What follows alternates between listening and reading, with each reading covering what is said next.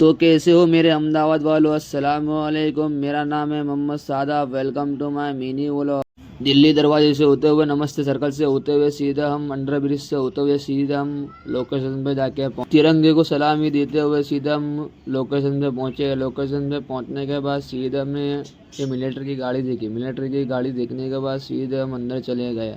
अंदर जाते जाते सीधे हम एयरपोर्ट पे जाके पहुंचे। एयरपोर्ट पे पहुंचने के बाद 29 नंबर में गए। 29 नंबर में जाने के बाद थोड़ा नज़ारा देखते हुए, थोड़े बच्चों से वीडियो बनाने के बाद ये मेरा अम्मा को छोड़ने आए एयरपोर्ट पे। एयरपोर्ट पे ड्रॉप करने के बाद सीधे हम कुछ देर में उनको अंदर ड्रॉप करने के बाद सीधे कुछ देर में उनको अंदर ले लिया। अंदर लेने के बाद हम अहमदाबाद का नज़ारा लेते हुए हमने शावरमा खाया। शावरमा हमारा भाई लेकर आया। शावरमा खाने के बाद कुछ देर हमने वीडियो बनाने के बाद हम वहाँ पे अंदर लॉन्च में गए। लॉन्च में जाने के बाद हमने कुछ देर में वहाँ पे थोड़ी वीडियो बना के बाद पटेल से चाय पी। चाय पीने के बाद थोड़ी वीडियो शूट कर ली।